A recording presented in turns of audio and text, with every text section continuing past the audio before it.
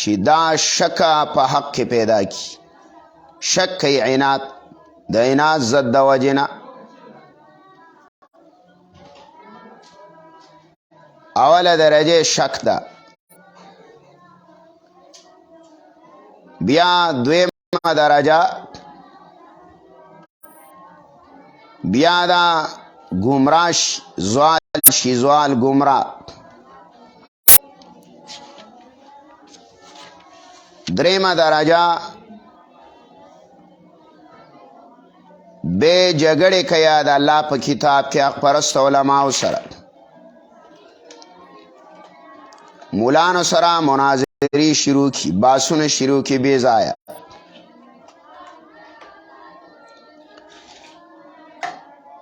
څلورمه مرتبه بیا په زړه باندې الله د مهر ولګوي نو د هدایت امید ختم شي بیا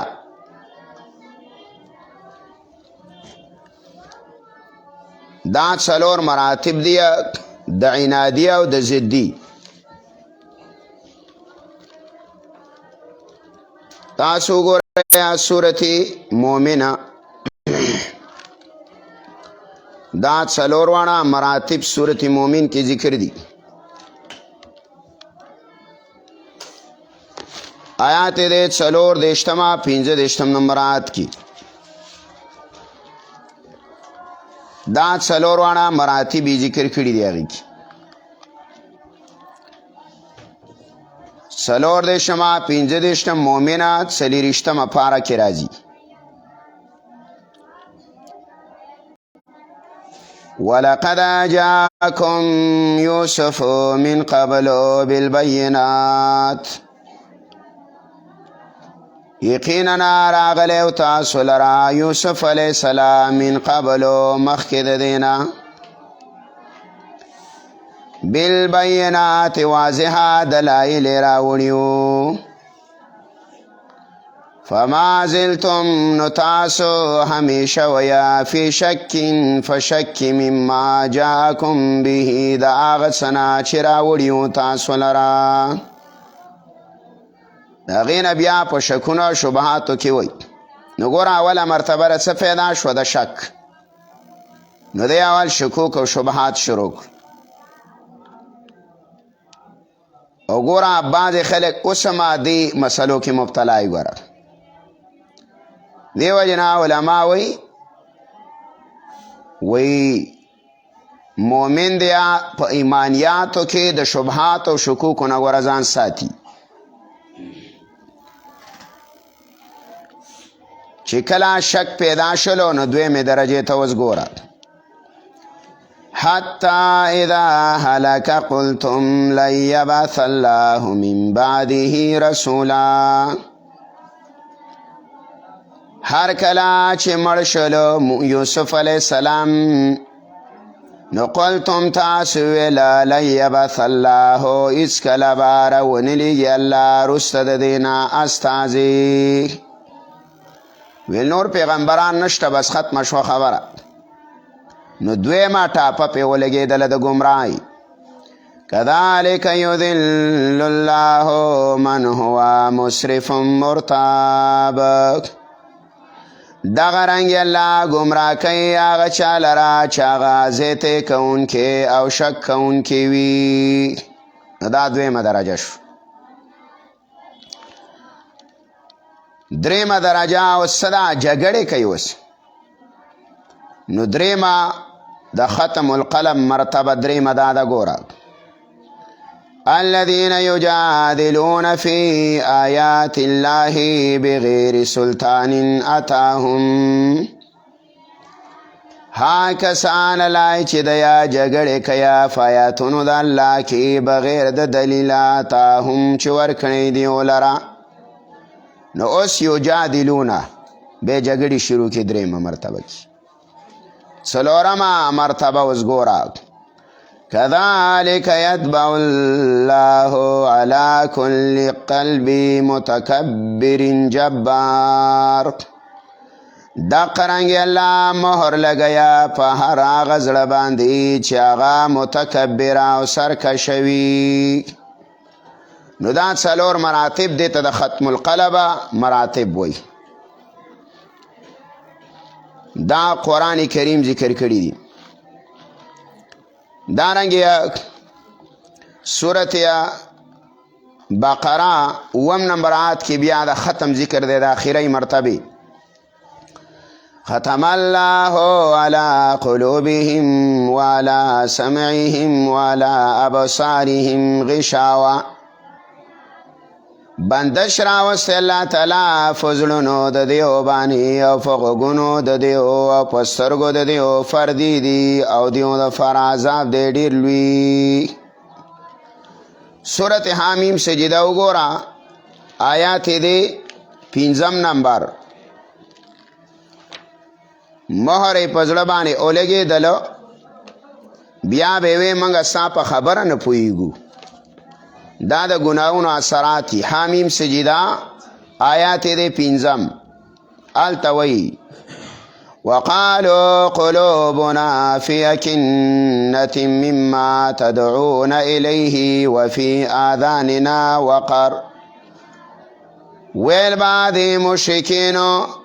زړونه زمنګا فپردو کې دي دا غڅنا چې تا منګه را بلې اغیلا او زمنګا په غوږونو باندې بوج دی.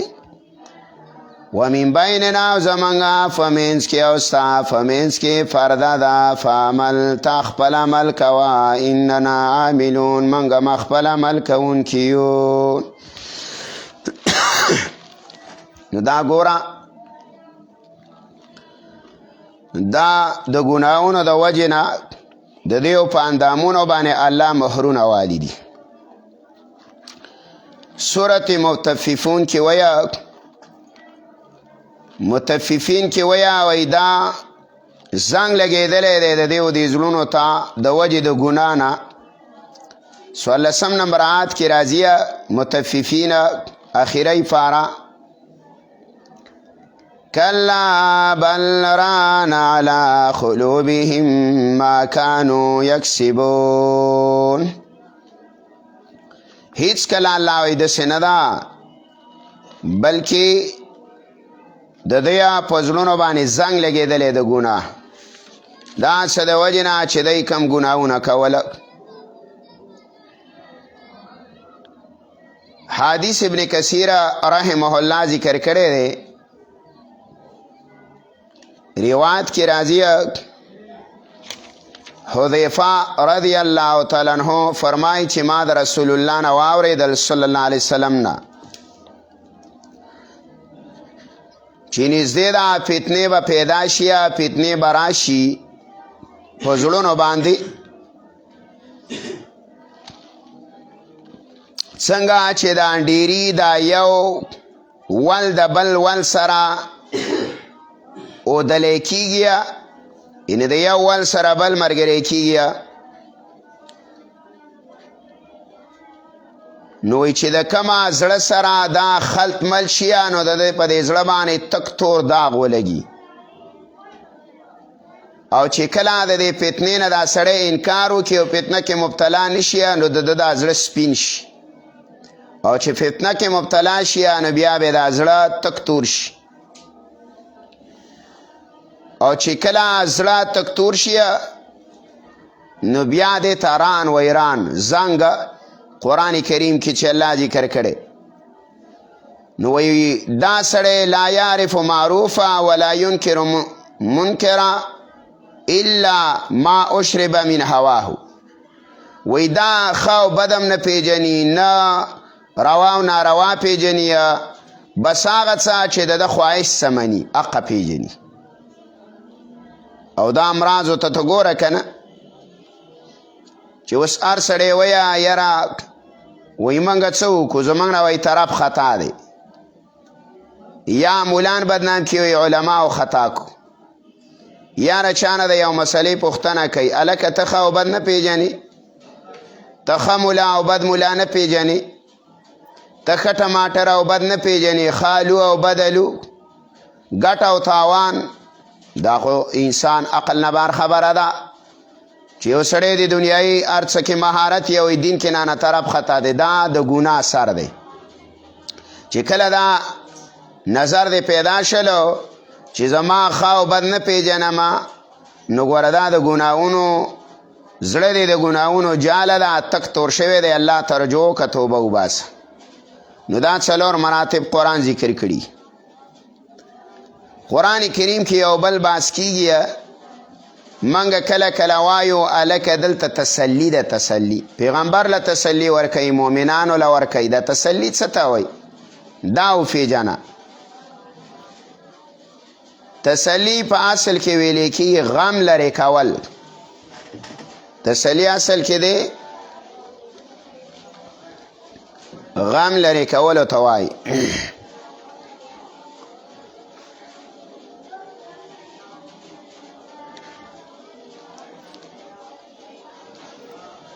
بیا ګوره کله کله مؤمنان غمجن شي مؤمن خفه شي کله دارنګې مصائب راشي کله په پیغمبر باندې تکالیف راشي نو الله مؤمنانو لره او دارنګې خپله پیغمبر لره تسلی الله ورکوي تسلی الله ورکوي کله نبی له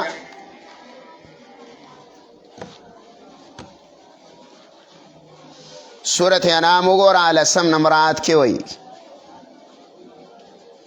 سورت انعام 10 نمبر آیت کې تسلی ده ګوره رسول الله تسلی ورکوي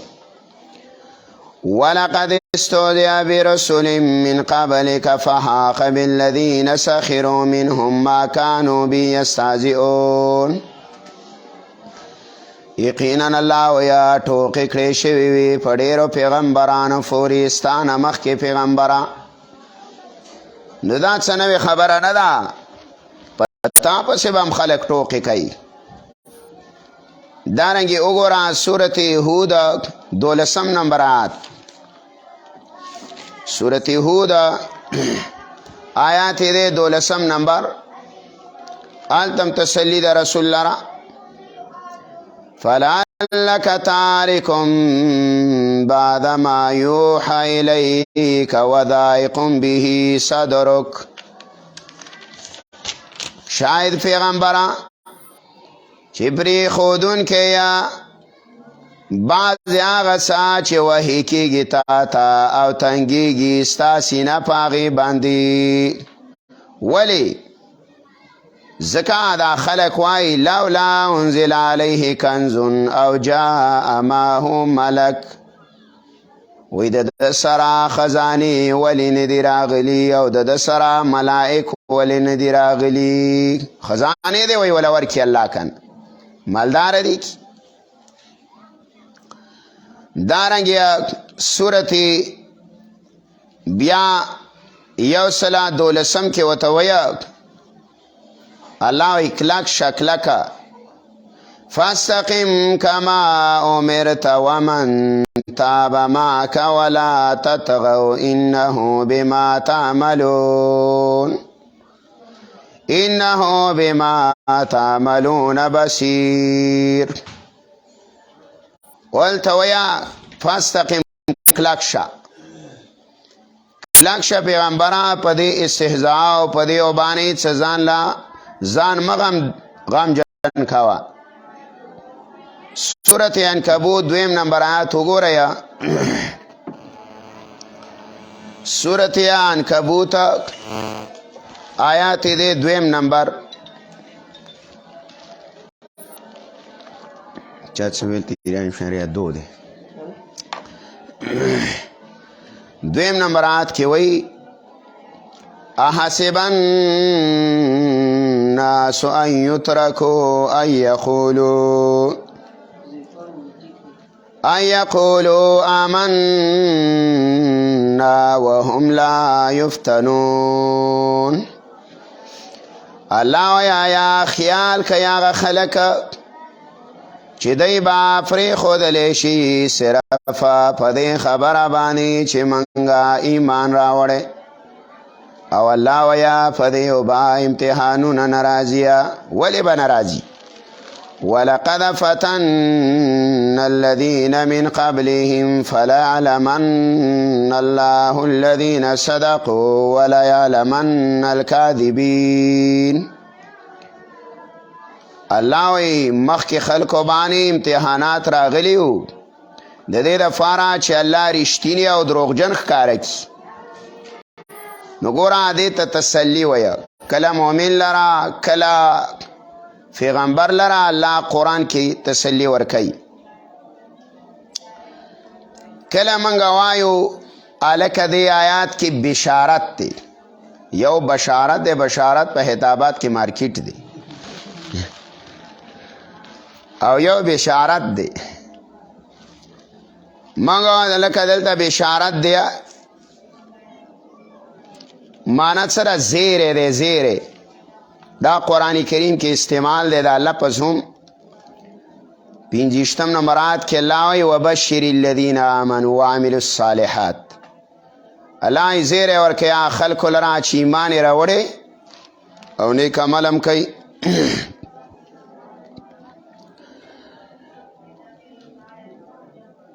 دارنګې سورت زمر کې وایه هلته زیره ورکوي بشارت دی. ولسم اتلسم نمبر آیات د زمر کې الله وایي سورت زمر آیات دی ولسم اتلسم نمبر والذین اجتنبوا الطاغوت ان یعبدوها وانابوا الی الله لهم البشرى فبشر عباد. الله یا خلقا چې ځان ساتیا د بندګۍ د بوتانو نه او رجوع کوي الله ته دی ول زیره دی زیره ورکیا زما بندگانو لرا. فبشر عبادی الله زما بندگانو لزیره ورکی. او امام راغب رحم الله وی وی دا بشارت آغا خبر تا وی بشارت چې دای په اوریدلو باندې سامع خوشاله شي. لکه دا د څوک هلکه زوی دی شوی نو ته به چروت کښېنې یا راته چا ویله کوکیزدن یې دله کړې ده او یا طالبه په بوزه کې ټوله ورځ درسته ناسته یا د مې هلکه د ګډ تیار کړی له چا تیار کړی نو بس دا نه په لیکلو پوهېږي او نه په سبق. نو به دا فکر کوي چې هلکه لمبې پکې اچولی کو بې نه یو په ټماټرو کې به یې پخ کلی کو ساده به نو دا خوشحالي چې په کم ټکي راځي او اوري نه ته څه وایي بشارت و امام راغب وایي. بیا د بشارت اقسام قرآن ذکر کړي دي.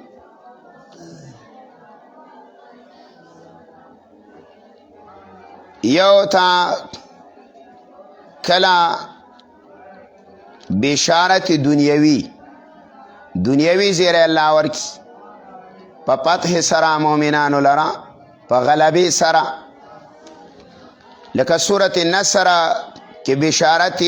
دنیوي دی. سورت النصر اذا جاء نصر الله والفتح کله چې راشي امداد الله تعالی او غلبه او فتح نو امداد الله دنیا کې او غلبه دنیا کې راشي کنه نو دیتا بشارت دنیوي وای. دویم دا سورت طلاق کې وګوره 3 او 4 نمبرات کې 3 او 4 نمبرات کې بیا وای ومن يتق الله يجعل له مخرجا ويرزقه من حيث لا يحتسب. سورة طلاق او 3 دریم او 4 الله څوک چې ویریږي د الله نه نه الله به وګرځي د لره مخرج ځای د وتلو پر عاقبه د باندې راولي. ويرزقه من حيث لا يحتسب.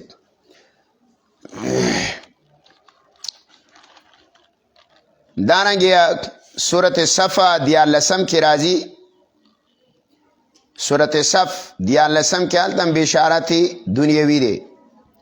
و اخرى تحبونها نصر من الله. الله یو بل زیر مسوالی مومنانو تحبونا چې خوښوئ باغې لره هغه څه شی دی نصر من الله د الله امداد و فتح قریب او فتح د نږدې. دارنګې سورة فتح کې بیا بشارت دنیوي وی. سورة فتح آیات د 13 او 19 کې وی.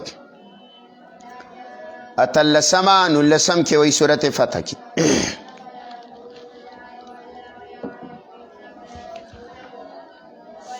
لقد رضي الله عن المؤمنين إذ يبايعونك تحت الشجرة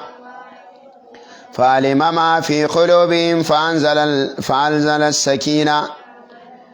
فأنزل السكينة عليهم وأثابهم فتحا قريبا ومغانم كثيرة. نګورا دې کې ما دنیوي زیر الله مؤمنانو لور کړی دی. دارنګه وګورئ سورة زمر 10 زمر آیات دې 10 نمبر الته موي ګورا سورة زمر کی قل يا عباد الذين آمنوا اتقوا الله ربكم الله ویا ای زما بندگانو آغا خلکو چې ایمان هم راوړی دی ویریږئ د رب نه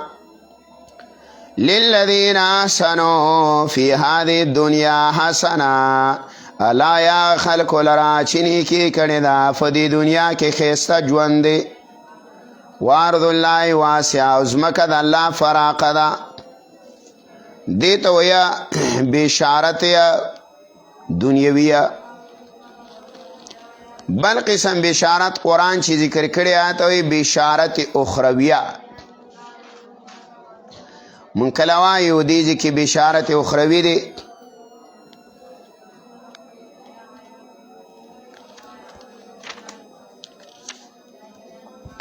وګوره سورة بقره 50 نمبر آیت وګوره آی کې الله سو بشارت اخروی راوړی دی. وبشر الذين آمنوا وعملوا الصالحات أن لهم جنات تجري من تحتها الأنهار كلما رزقوا منها من ثمرة رزقا قالوا هذا الذي رزقنا من قبل وأتوا به متشابها ولهم فيها أزواج مطهرة وهم فيها خالدون. زیر ورکلا یا خلکو لرا چې ایمان راوړی او عمل کړی نیکه دیو لرا باغونه دي چې روان به یا د بنګلو نه لاندې ولیا هر کله چې خوراک وکړی شي د دغه نه څه میوه وای به دا خو هغه میوه ده چې موږ لرا کړی شوې وه مخکې ور به کړی شي دا به یو شانته یا فرانکې خو په ذایقه کې به بدلي ولهم فی ازواج او دیو لره به تختره کې ویه مطهرتنا پاکی بئی وهم فیا خالدون او دی با پا دی که همیشه ویا. نو دا د آخرت د پاره زیره دی. نو دا آسانی کنه تبا پیجنی دلتا بشارتی اخروی دی نو د جنت تذکره د تکڑی کنه. آل عمران وګوره 15 نمبر آیت کی وی. سورت آل عمران آیات دی 15 نمبر کی وی. قل أنبئكم بخير من ذلكم للذين اتقوا عند ربهم جنات تجري من تحتها الأنهار خالدين فيها وأزواج مطهرة ورضوان من الله. دیات کم سے بشارت اخرویہ دے. سورة نساء وګورا آیات دے 50 سورة نساء آیات دیا 50 نمبر والذین آمنوا وعملوا الصالحات سندخلهم جنات تجری من تحت الانهار خلق کله چې ایمان راوړي او نیک عملونه کوي نن به باسو الله دیو لرا باغونو ته چې بهیږي به لاندې د ونو د هغې نه ولي همیشه به یا په دا کې د همیشه دپاره دیو لره به تختره کې وي یا پاکیه سور اوږدو اوږدو ته به الله وایي ننه باسو نو دا به ګوره بشارت اخرویه په نسبت د بشارت دنیویه بشارت اخروی په قرآن کې ډیر دی ځکه د دنیا زندگی کمه ده که نه دلته څه کې په مازو او اصله زندگی خود آخرت ده ما تا بل یو کس رابطه وکړله وی یاره څه رشتهدار یاد کې وی هغه مې بیمار دی دوا راته وکړه نو ډېره بېشروطه و نو بیا ما ورته وویل ما دلته راشه دعا مو له وکړله بیا مې ورته وویله مالې خفه کېږه مه ګوره ځان له ژوندونه دي چې ته د مور په ګېډه کې وې هغه ځان له ژوند دی چې دنیا ته راوستلې دا ځان له مزې دي اوس ستا د مور د ګېډې ژوند ستا نه یادېږي او ګوره د دنیا ژوند یې لږ غونته کې یادېږي اوس د آخرت دا پکې لږ وڅکه چې دا څنګه دی لترکبن طبقا عن طبق الله یې د یو ډېرۍ نه به بلې ته وردانګې که نه لار سړی داسې د دینات کلي غر ته وخیږي بیا تور کمر ته به یې کوې مور ته نو دا ګوره طبق دی حالات دي خو دا موږ چې یېرېږو دلته څه شته دی نه بټوه تشه ده بټوه ډکه وی که نه کم سړي سه چې بټوه ډکه یار ځي ته چکر وایي خو چې بټوه تشه وه او بټوه دې څه ده قبر هکې عمال دي پیسې پرتې دي ډالرې پکې بیلې دي وروره هیرو پکې بیله ده پاکستانی افغانی نو ته پوه شه چې کومه عبادت ما لیږلی کو نه نو بیا ښه شو سوری برابر شو ویل چې او که نه یاره دا هم پکې یو مزه ده امام شافعي رحم الله به د مرګ نه هېرېدو وایي زه به د مرګ نه ډېر سخت هېرېدم وایي بیا مې وویل چې دا د الله ملاقات خو بغیر د مرګه نه کېږي او د محمد رسول الله ملاقات هم بغیر د مرګ نه کېږي نو وایي بیا به مې انتظار کاوه چې عزرایل به کله راځي چې ورځم پې چې ملاقات وکړو نو خفه کېږه مخه خو څه شی ولا پیدا کوه بیماري ځان له د الله یو حکم دی د الله په اختیار باندې په انسان باندې راځي نو دا دنیوي زیرې په نسبت سره د آخرت خوشحالیان الله قرآن کې ډېرې راوړي د هغې زندگی لا محاله ده نه ختمیږي دریم قسم بشارت آیت وی برزخی یو خو قیامت دی که نه خو غټ قیامت دی یو سړي ویله ویل ښه د تماشو ورځ به خو ویل په موږ به ځان له یو غوبلي چې یو لوړې ډېرکۍ ته سړی ښتی وی او به دا ورځ یې تماشه کولی خو دلته به د سزان لکال توسنی نو یو برزخ دی دا برزخ د دنیا او د آخرت په مابین کې ځان له یو ژوند دی دغه دا اوس چې زموږ نه تلي دي که نه آخرت ته نو دا په برزخ کې دي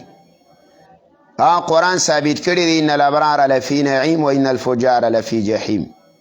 نیکان الله وایي هلته بره دي او ګناهګان الله وایي دا ښکته دي لاندې طبقه کې دي نو بشارت برزخی واوره قرآن ذکر کړی دی کله چې د انسان نه روح وځي نو د روح ته الله ته پته ده دې ته مزې میلاویږي چې څرنګې دی هغه نه موږ نه یو خبر چې کله مړه شو بیا به اوسه ګورو صورت ابراهیم کې وایه 20 نمبر آیت کې هلته بشارت یا برزخی ذکر کړی دی دا د بدعتیان چې که نه دا خواران د څه نه نه خبر کله الزام لګوي و اشاعت التوحید و سنت دی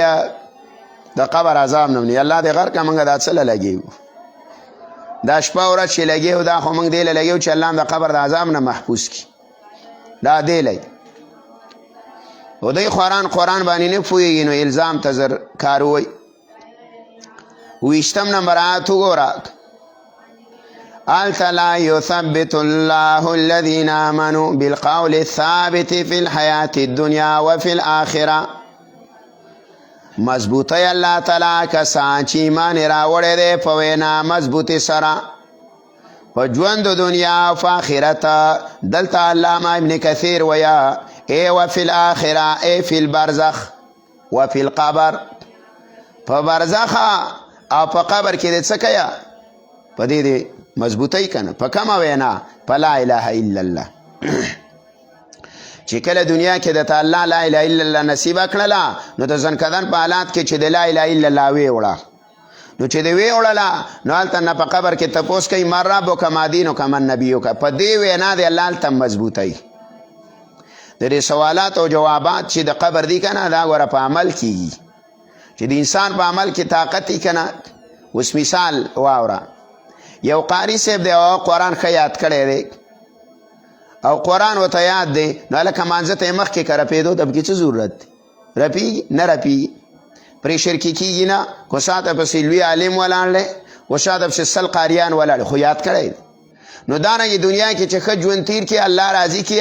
آخرت کې د قبر کې د چا نه هېرېږي؟ فرشتو نه څه نه هېرېږي. هغه شپه ورځ زموږ سره دی ولو باندې ناست دي نو جواب به ورکړې عمل به رسره. نو مراد آخرت نه قبر دی. ابن کثیر معرف القرآن او دارنګې نور مفسرین ټول وایي. دارنګې وګوره سورت حامیم سجده 31 نمبر آیات کې. حامیم سجده آیت دی 21 نمبر.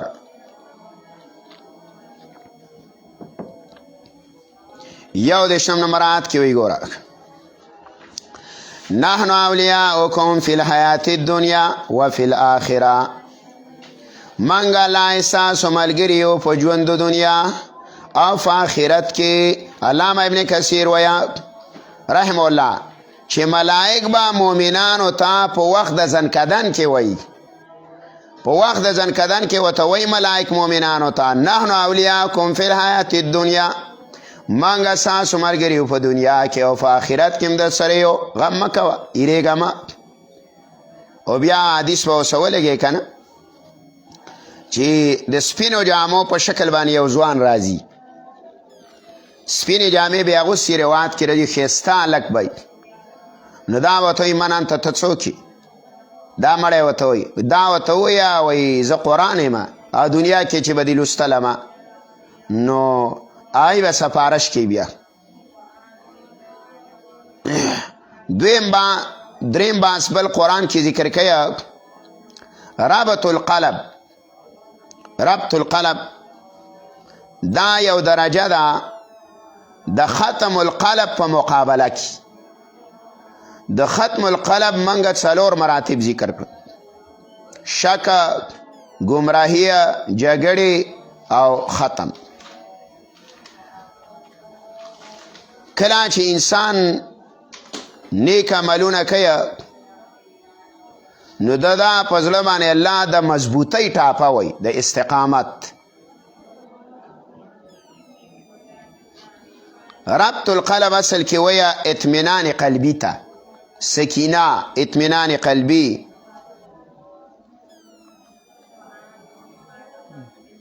شیخ القرآن غلام الله خان رحم الله جواهر کې وایي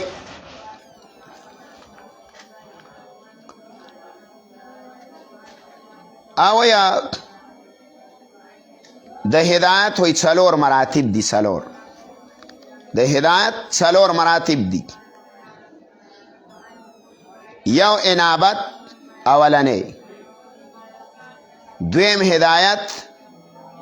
او 4م دریمه استقامت او 4مه ربط القلب.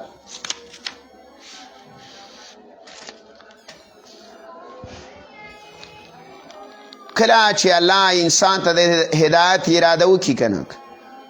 نو مفسرین وایي د کې الله انابت پیدا کړي. انابت څه ته وایي؟ رجوع الی الله. چې کله رجوع الله وکنه انابت د پکې بیا د الله هدایت کوي. دې دپاره وګورئ سورت رعد 20 نمبر آیت دا دوانه مرتبې یو آیات کې دي، انابت او هدایت.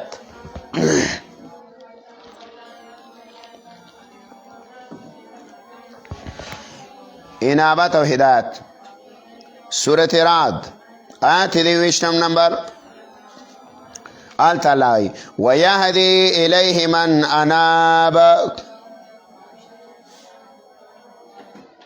هدایت کوي الله خپل دربار ته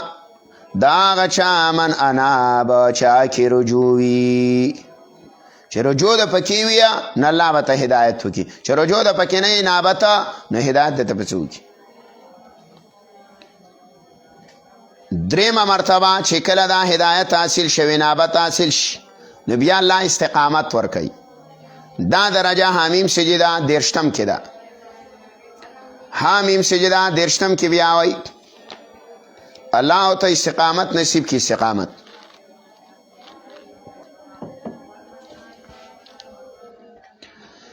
ان الذين قالوا ربنا الله ثم استقاموا،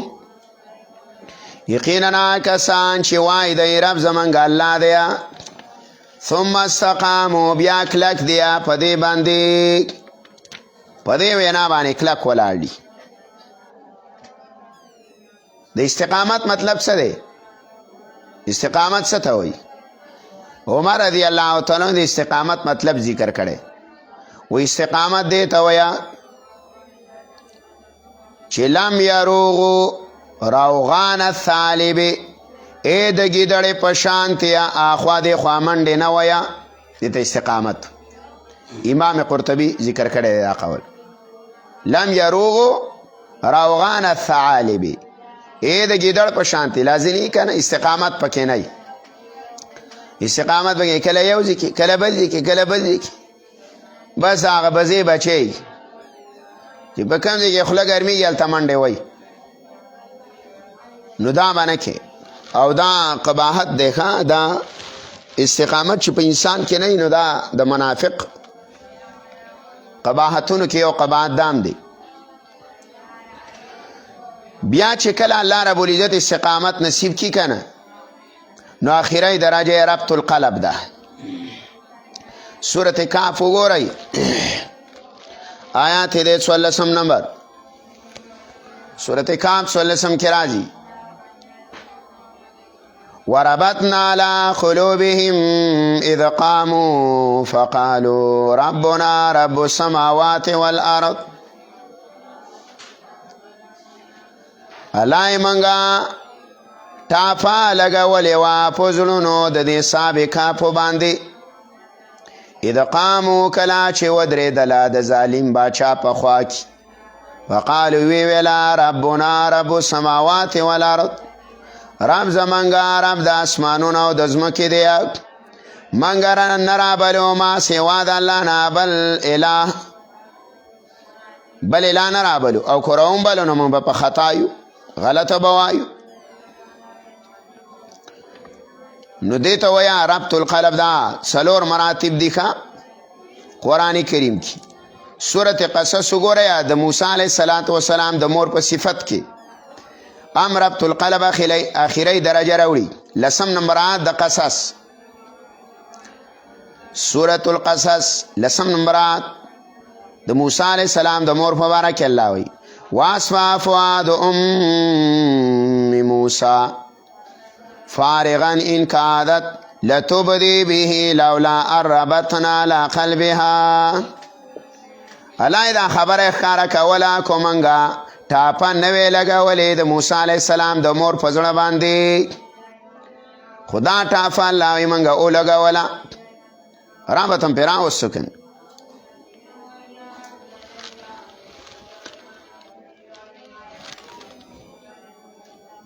دا ضربت باسو. اوس یو څو قواعد ذکر کو د منکرینو او د متبعینو د احوالو نه وروسته یو څو قواعد د فاره د پوهې د قرآن.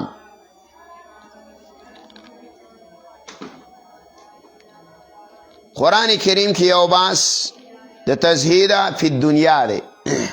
منګه کله وایو هلکه دلته تزهید فی الدنیا دی،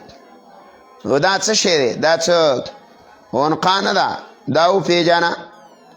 معنی څه ده؟ بېرغبتي، بېتوجهي. د دنیا نه د بېرغبتي ذکر کیا چې د دنیا سره د محبت کم شي،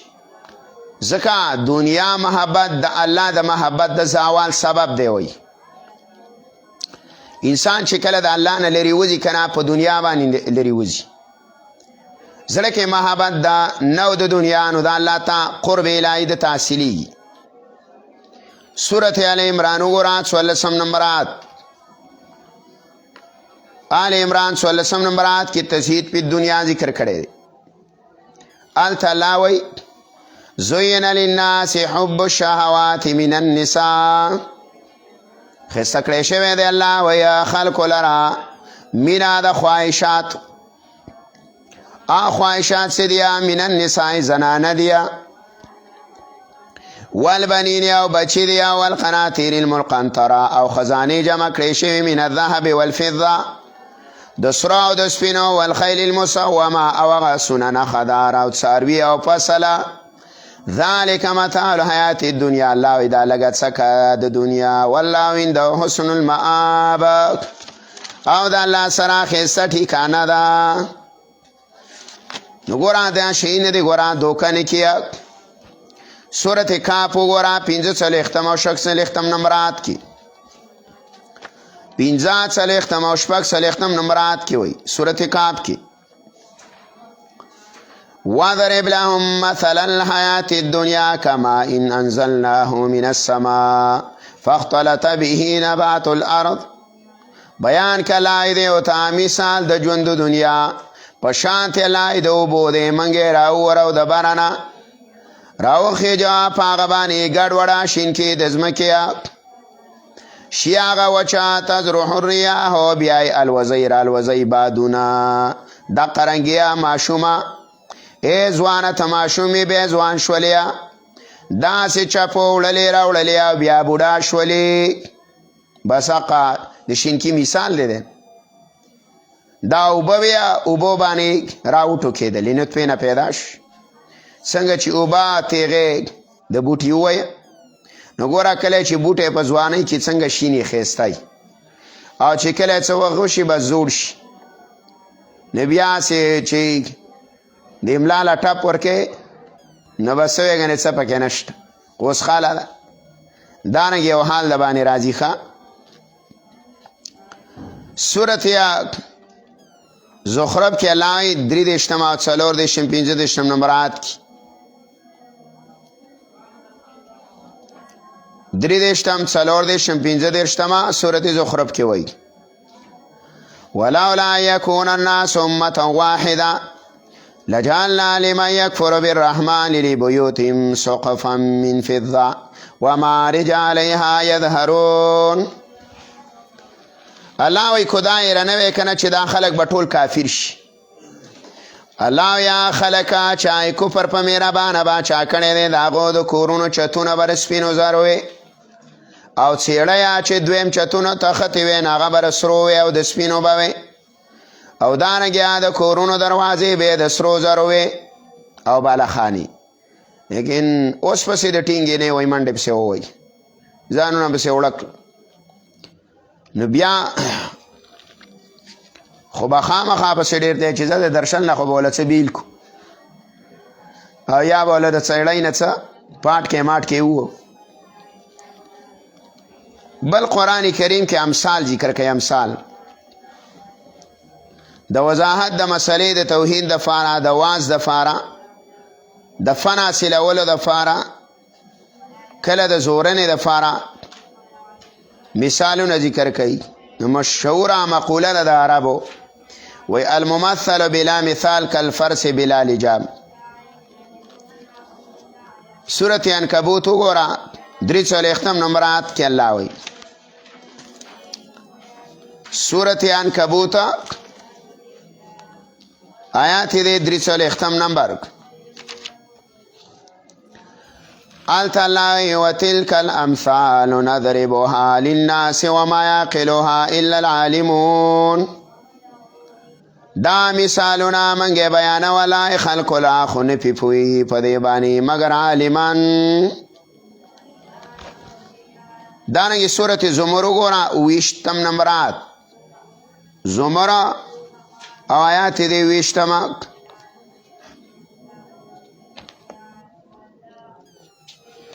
20 زمر کې الله وایي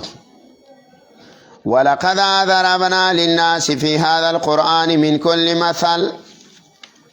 لعلهم يتذكرون. هر قسمه مثالونه موږ بیان کړي الله وایي. دوران درس کې به مو وایو خو دلته امځان سره روټ کا قرآن کریم کې 4 مثالونه دي ټوټل 4 مثالونه قرآن کریم ذکر کړي دي.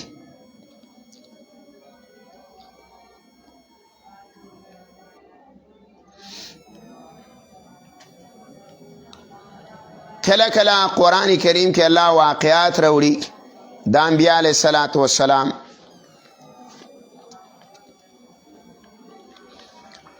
دا کله د تسلی د نبی د فار راوړي مؤمنانو د فاره چې ای پیغمبره ای مؤمنانو په تاسو باندې به هغه حالات راځي په کم چې مخکنو انبیاو باندې راغلي وو. د ابراهیم علیه السلام واقع راوړي ولې دور ابراهیمي به راځي ګوره کله به د خلک اور ته اچوي کله به د خلک ټکی را ټکی کله د موسی علیه السلام واقعه راوړي هلکه اهل ویال به پرېږدی ګوره به دشت ویران میدان کې پرېښودلو. کله ویه دور عیسوي به د باندې راځي خلک به د باندې الزامات لګوي. کله ویا دور فلسطینی او شامی به د باندې راځي کله وی دور یوسفی به د باندې راځي جیل ته به هم پکې ځي.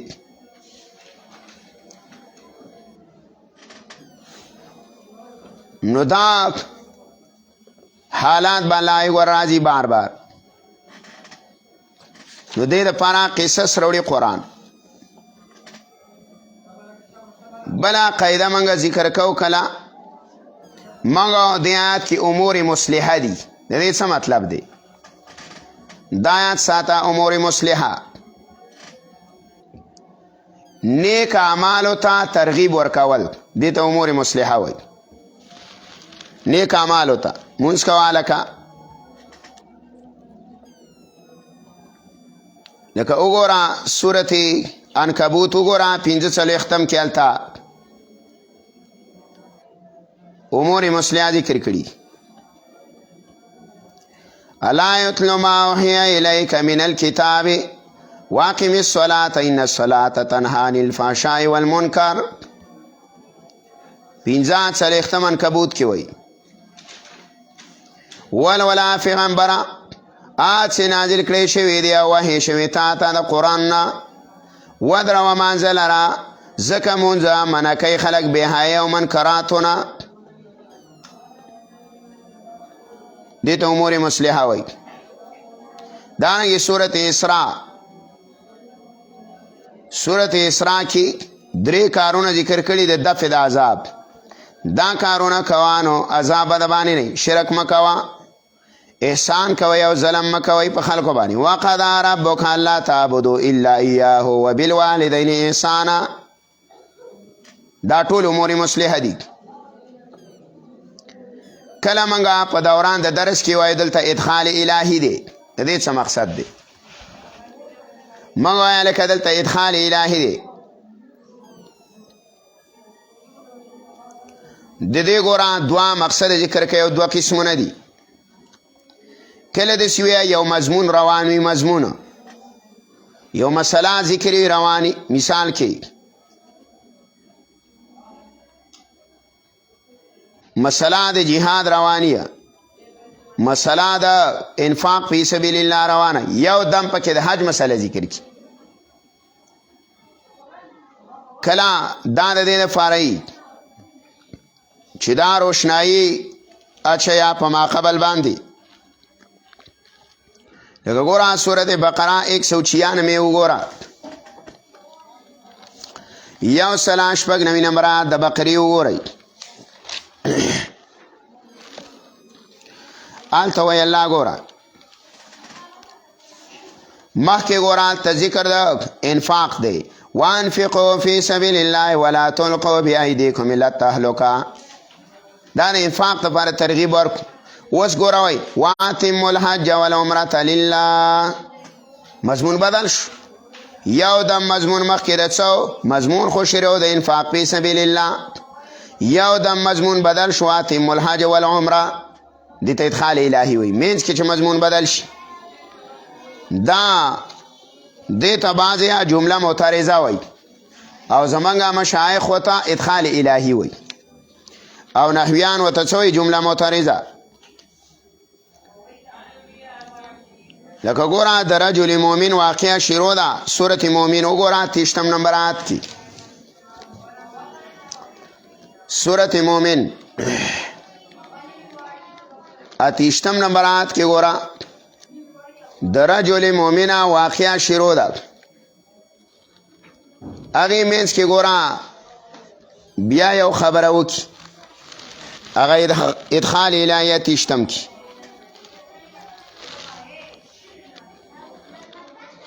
آلته وی مخکې وګوره آیات دی ګوره وقال رجل مؤمن من آل فرعون یکتم ایمانا اتقتلون رجلا ان یقول ربی الله وقد جاءكم بالبينات من ربكم وإن يك كاذبا فعليه كذبه وإن يك صادقا يصبكم بعض الذي يعدكم وسوي إن الله لا يهدي من هو مسرف كذاب دي تدخال إلهي وقت اے واقعا شروع دا در رجل مومن آخره که وی خینن اللہ ہدایت نکیا دا سی خلقو تاو دا سی چاہتا چاہ زیتے کون کے دروغ جنویا نو دیتا ادخال الہی صحیح شولا بلا کلا منگا وایو دلتا اندماج دے اندماج ستاوی اندماج دا مفسرین محذوب عبارت تا وی محذوب عبارت تا پا اصطلاح دا مفسرینو که اندماج وی چی کلا یو عبارت حذفی کنا لیکن داغی ما قبل او یا ما بعد پاغی حذف دلالت کئی تاسو گو سورت بقرہ واللسم نمبر آت کی بقرہ واللسم کی مثلهم کمثل الذی استوقد نارا مثلو ملای مثال د دیا پشانتا داغ سړی دیا استوقد نارا چې بل کړی وی وره ملای مثال دا سړی چې بل کړی وور اوس ګوره دلته علامه حسین علی عبارت رو باسیا او دارنګه شیخ غلام الله خان رحم الله اوی وعنده رجال آخرون نو دغه ور په خوا کې څه سړی دیا ناست وری بل کړی کنه رڼا ولګېدله د قرآن رڼا ولګېدله او دلته خو به څوک ناست کنه وعنده رجال آخرون دلته څه سړی ناست او پنځپیر شیخ عبارت رو باسي وهناک رجال قاعدون او په دغه ځای کې یا څه سړی دی ناست چا ټلیفون وکړو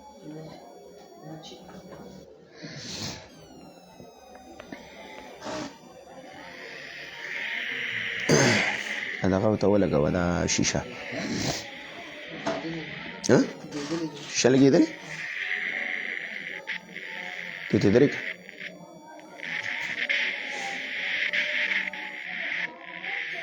درې دې ته کړه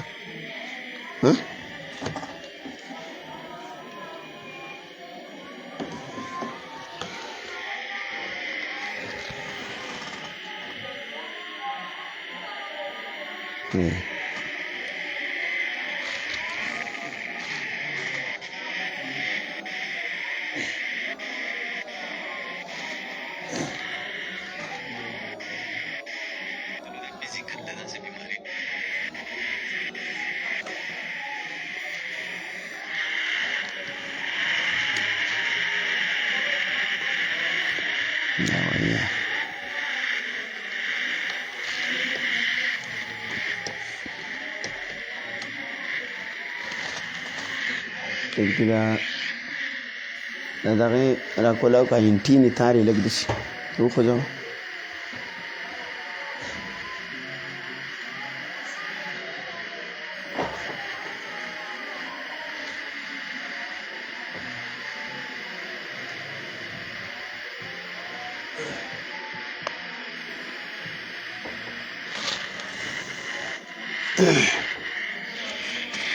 بس ورکې که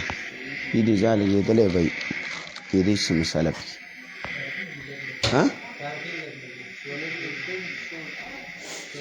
ته دا شیشه ته درې که ده شیشه ورته یا بیټري خو به کمزورې نه شیشه ورته ولګوه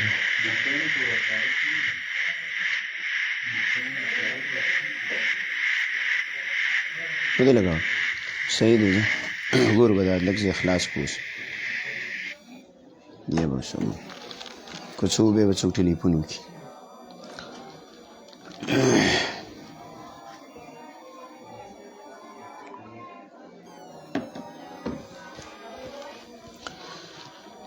نو ګوره کله ویا اندماج د اندماج نو دا محذوف عبارت ته ویلی کېږي نو قرآن کریم کې به کله منځ کې موږ دا وایو بله خبره قرآن کریم کې دا همای د نسخ بیانی د نسخې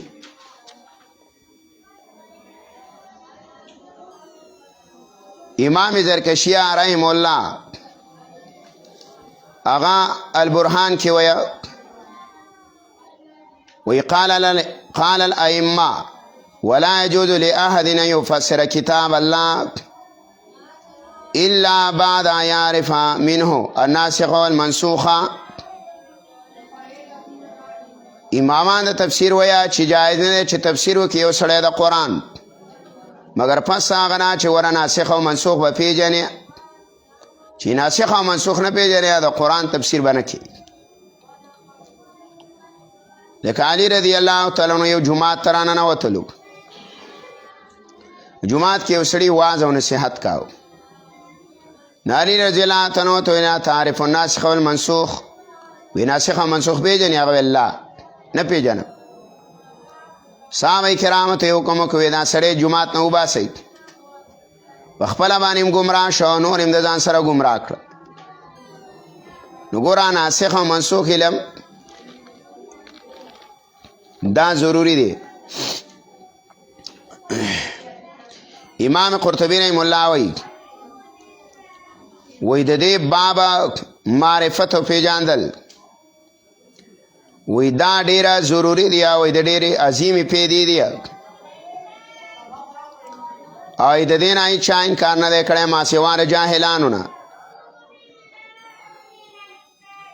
تمام شرایع په دې باندې متفق دي چې په کتاب الله کې نسخ راتللی شي ما سیوا د دې نه چې مشرکین او بعض یهودیانو به هغوی به دا نظریه لرله چې یاره په کتاب الله کې څه نشي راتللی یا نسخه نشي راتللی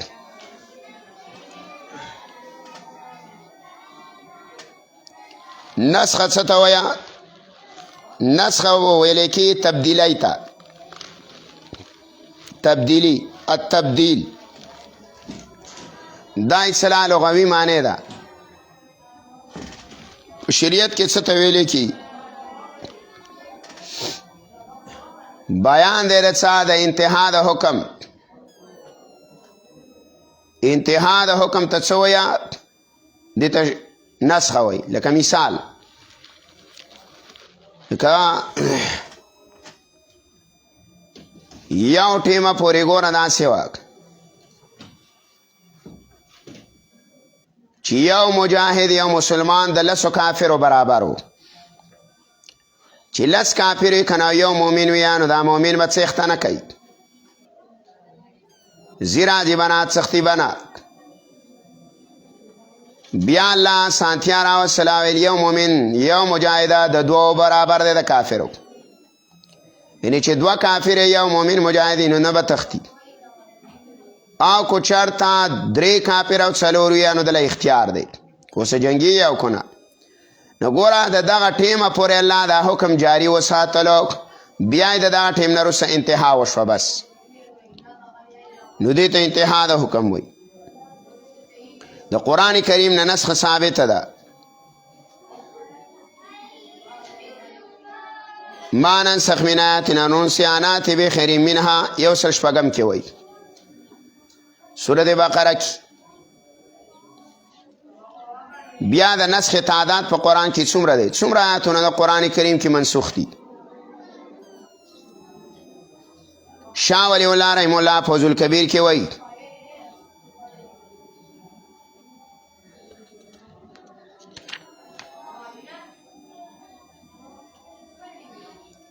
شاه ولی الله فوز الکبیر کې وایي چې په دې کې دوه اصطلاحګان دي یو د متقدمینو ده یو د متأخرینو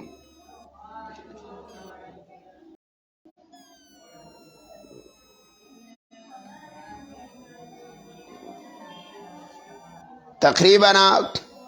د متقدمین علماء په نسبانه په قرآن کریم کې 1500 آیاتونه منسوخ دي خو هغه ګوره متقدمین تبدیلی ته هم نسخه وایي او چې مطلق مقید شي هغې ته هم نسخه وایي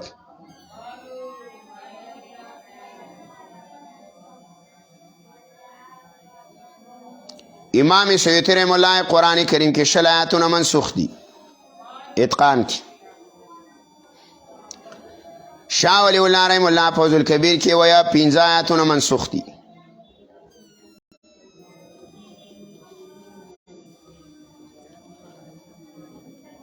بیا د نسخې دا 4 قسمه دي د نسخې نسخه څه ده په 4 قسمه باندې ده کله کتاب الله راولګي کتاب الله منسوخ کیا یو سلا 4 نمبر آیت وګورئ د سورة بقره آلتا درائنا فزیبانیا انظرنا دی لا تقولوا رائنا الله رائنا موویا انظرنا وینو کتاب الله را ولګي دا کتاب الله منسوخ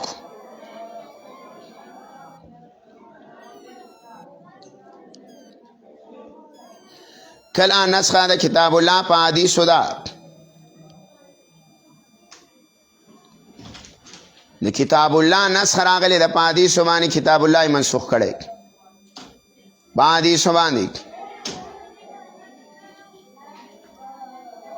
لکه ګوره د سجده د ملائکو آدم علیه السلام ته او دارنګه د ورونو د یوسف علیه السلام او یوسف علیه السلام ته علامه ابن کثیر رحمه الله تفسیر ابن کثیر کې حدیث راوړي دي ګڼ چې دا سجده منسوخه شوې ده زمونږ په دین کې لا یجوز لاحد ان یسجد لاحد نه ده جایز یو سړی چې بل سړي ته سجده وکړي یو بنده بل ته مخکنو ادیانو کې په طور د تعظیم باندې روا او بیا به سورة یوسف کې تفصیل لاش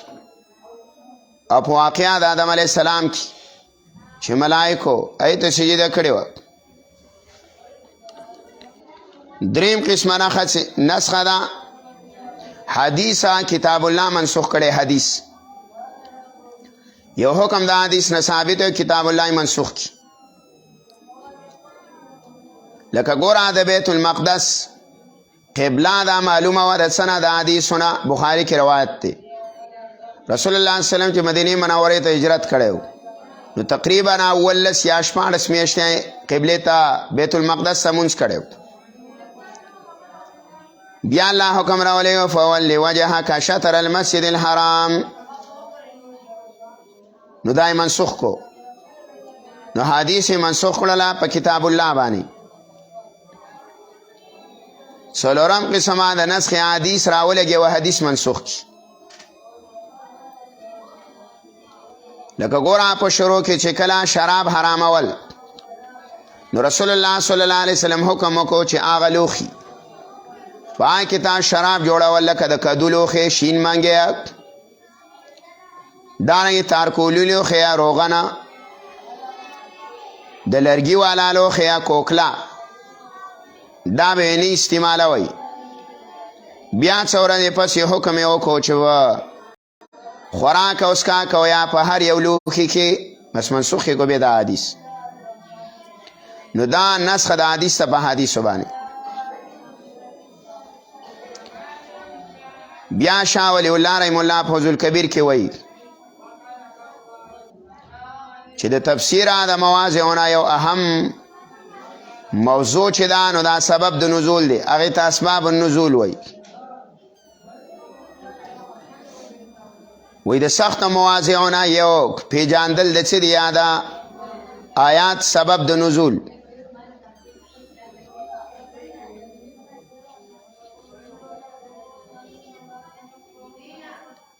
او بیا ویا چې صحابه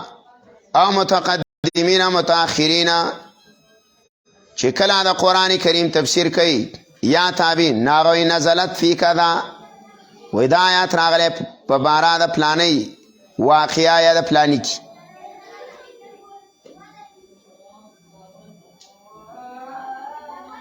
اوس به دا خبره ساتیا چې د آیات د شان نزول سره ګوره خاص نه. کله کله یو آیات دا څه وي دا وضاحت ته محتاج بیا اله به وضاحت کی چې کله سبب د نزول لاوړي، چې کله د نزول واقعه ذکر کړي چې دا د څه باره کې راغلی نو په آیات باندې به پوهېږي. کله داسې ډېر وي. دوران تفسیر کې به انشاءالله تعالی بیا ذکر کو. خو ګوره آیات به په نزول پسې خاص نه ګڼي ښه، ځکه عموما دا الفاظو د قرآن لره دی. د هغې نه ته یو صرف آیات ځان سره محفوظ کا. سورت تحریم اول او دویم نمبر آیات. اول او دویم نمبر آیات کې الله وایي یا ایها النبی لم تحرم ما احل الله لما تحرم ما احل الله لك تبتغي مرضات ازواجك. ای پیغمبره ولې حرامې هغه څه چې موږ حلال کړي دي تا لره ته لټې رضامندتیا د بیبیانو. اوس ګوره دې آیات باندې اوس نه پوهېږي چې دا څه مسله ده چې پیغمبر څه حرام کړي. نو دا واقعه به ته راوړي چې زینب رضی الله تعالی عنها که به رسول الله ته او حفصه او عایشې رضی الله عنهما ورته مشوره وکړله د هغې زینب منع کولو. هلته به د ګبین شربت څښلو. نو دوی ویله چې یاره کله واپس کور ته راغلی نو موږ به ورته ووایو چې د خولې نه دی نه مغافیر وبیځي او مغافیر یو بوټی و د ګبین مچۍ به په هغې باندې کېناستلې او د رسول الله صلی الله علیه وسلم د بدبوی چې څه نه لګېدله. نو دې د وجې نه پیغمبر علیه السلام په ځان باندې شات حرام کړي. نو الله آیات راولېږو یا ایها النبی لم تحرم ما احل الله. نو ګوره چې کله نزول ذکر شي نو پوهه به شي د قرآن او د دغه آیات په مقصد باندې. نهم بحث راواله قرآن کریم کې یا محکمات متشابهات راځي. ځینې آیاتونه د قرآن کریم محکم دي او ځینې متشابه دي. په دې کې د علماء کرامو اختلاف دی. جابر بن عبدالله رضی الله تعالی عنہ نقل دی او دا قول د امام شعبی او د سفیان ثوری رحم الله دی او دارنګه د نور هم دی. وی محکمات آیاتونه د قرآن ته ویل کیږي چې د هغې معنا بغیر د تاویل بغیر د تفسیر نه معلومیږي. تفسیر او څه ته ضرورت نه یا تاویل ته ضرورت نه یا لکه د هغې نه راواله ان الله علی کل شیء قدیر. الله په هر څه باندې قدرت لرونکی دی. نو بس صحیح. لیکن نه تفسیر ته ضرورت شته او نه پکې تاویل ته ضرورت شته. معنا واضحه ده. دې ته محکم وایي. او متشابهات ویا ما لم یکن لاحد الا علمی سبیل. وی چې چاله گنجائش د هغې د معنی نه وي امام قرطبی رحم الله ذکر کړي. لکه مثال راوالی د قرآن کریمه پش سورتونه په اوایلو په شروع کې چې راځي د شروع په آیاتونو کې راځي لکه حروف مقطعات پکې راځي الف لام میم منګه څو الله علم بمرادی حامیم یاسین تواسیم میم تواسین وغیرہ کاف ها یا عین صاد دا وغیرہ دا څه دي دا متشابه دي لکه ید الله یا وجه الله دا وغیرہ دا متشابه دي دې کې به تعویل نه کې الله عالم بمرادی دې کې بیا جماعتونه دي ځان لا اب بیا ان شاء الله په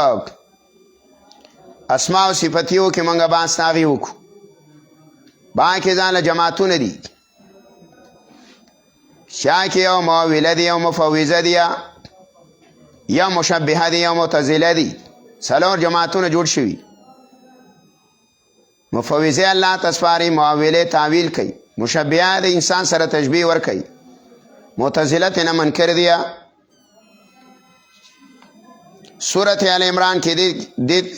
سورۃ ال عمران کې دې ته اشاره کړي وم کې وم نمرات کې الله وی هو الذي انزل عليك الكتاب منه آيات محكمات هن ام الكتاب واخر متشابهات فاما الذين في قلوبهم زيغ فيتبعون ما تشابه منه ابتغاء الفتنه وابتغاء تاويله وما يعلم تاويله إلا الله والراسخون في العلم يقولون آمنا دا آیات دی چلا دو قسم آیاتون دی ورا یو متشابه آیاتون دی یو محکم آیاتون دی محکم آیاتون بس روان شا متشابه اللہ تا پریدوا ای فمانا بانی سوک نپوئی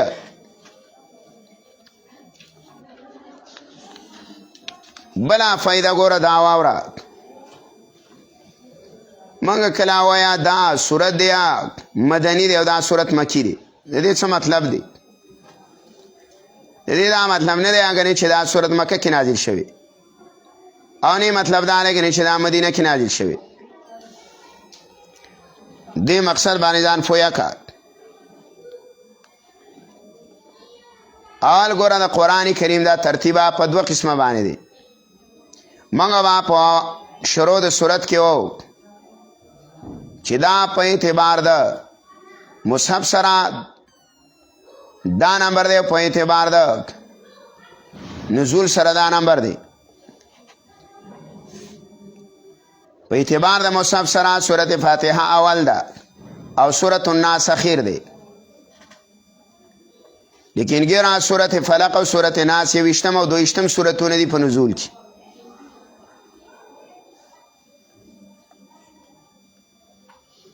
نو د قرآن کریمه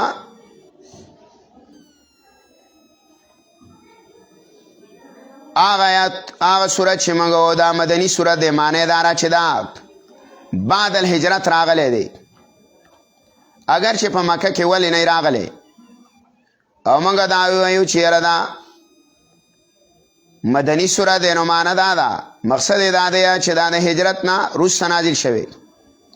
خدا په سفر کې نازل شوی او دا کو په حضر کې یا په مکه کې یا طائف یا هر ځای کې او چې کله منګه وایو دا صورت مکی دی نو معنا دا ده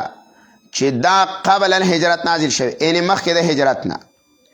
رسول الله مکې ته هجرت نه وکړي چې دا صورت راغلی دې ته مکی صورت وایي مکی صورتونه ټوټله شپږ اتیا دي قرآن کریم کې هم مکی صورتونه شپږ اتیا دي او دوران درس کې او چې دا صورت مکی دی مدنی دی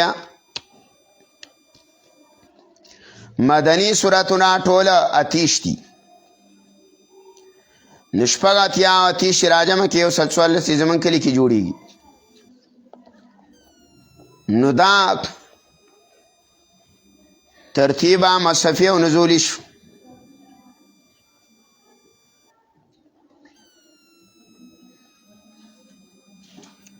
بیا دې خبره باندې ځان فوا کا چې د قرآن اولنۍ صورت ابتدائیه آیاتونه د صورت علق دي 15 اقرا بسم ربک الذی خلق او د قرآن کریم اخیری صورت نصر دی صورت نصر اذا جاء نصر الله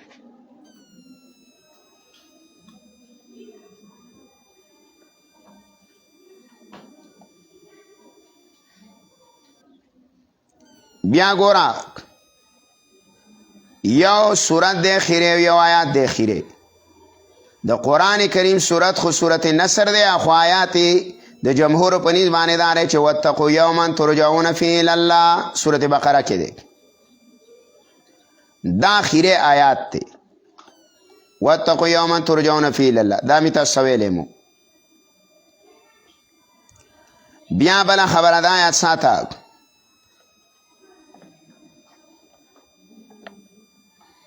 چې د قرآن کریم د دې سورتونو او د دې آیاتونو دا ترتیب دا توقیفی دی او کنه د کې تبدیلی چاله جایز ده نو ګوره دا خبر آیات ساده چې کم ترتیب د آیاتونو دی د قرآن یو آیات د بل نه وروسته دی بل د بل نه مخکې دی او په هر صورت کې کم آیات کې ښودلی شوی دی د کما صورت کې شروع کې بسم الله اول کې ده نو دا ترتیب توقیفی دی څه مطلب دی د توقیفی مطلب یې دا طریقه د رسول الله نه نقل ده د الله د پیغمبر چا رضا نه جوړه کړې چې ګنې دا صورت دلته کې ده او دا آیات دلته کې ده په دې کې هېڅ اختلاف نشته نو علامه علوسي رحم الله لیکلي دي روح المانی کې چې د دې بدلول جایز نه دي ګوره چې یو آیات د بل آیات نه را مخکې کوي یا وروسته کوي دا د رسول الله نه ثابت دی او علامه زرکشي رحم الله هم لیکلي دي چې په دې باندې اجماع ده د مسلمانانو چې د قرآن کریم د آیاتونو سورتونو دا ترتیب توقیفي دی د کرادو بدل کول دا جایز نه بیا یو قول دا کړی دی علامه علوسیه چې واما ترتیب السور ففي كونها اتحادیه و توقیفیه په دې کې اختلاف دی چې د سورتونو ترتیب توقیفي دی او که دا اجتهادي دی د خپلو صحابه کرام په مشوره باندې شوی دی زیات علما په دې طرف دی چې دام توقیفي دی لیکن علامه سیوطی رحمه الله وایي اتقان کې وی چې رسول الله صلی الله علیه وسلم له جبرئیل علیه السلام د هر آیات د ځای او د صورت د ځای خبر ورکولو چې دا آیات دلته ولګوه او دا صورت د دې صورت نه مخکې یا وروسته کېده دا د قرآن کریم څه اهم مباحثو او بیا به انشاءالله تعالی ربطونه چې ربط څه ته وایي هغه به انشاءالله تعالی په هغه مقام باندې ذکر کو